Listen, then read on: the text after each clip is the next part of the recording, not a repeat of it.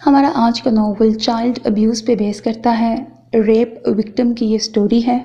Heroine basically unwanted child होती है। उसकी मदर उससे जान छुड़ाने के लिए अपनी मदर यानी कि हीरोइन की नानी के पास उसको भेज देती हैं। अब वहाँ पे उसके मामू के बच्चे बचपन से ही उसके साथ कैसा सलूक करते हैं और फिर विदाउट पेरेंट्स जो छोटे बच्चे पलते हैं वो किस किस तरह से सरवाइव करते हैं, किस तरह से सराउंडिंग्स मैटर करती हैं, कैसे वो गलत हाथों में लग जाते हैं, पड़ जाते हैं, सोहबत कहाँ कहाँ असरअंदाज होती है।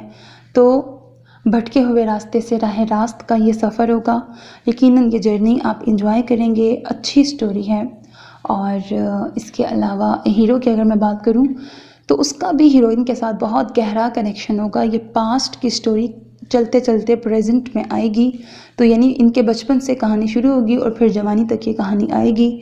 हीरो पुलिस में होता है, एएसपी होता है हीरो।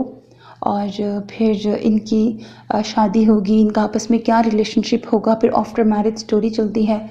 ऑब्वियसली नॉवल की हैप्पी एंडिंग है। यकीनन आपको पसंद आएगा।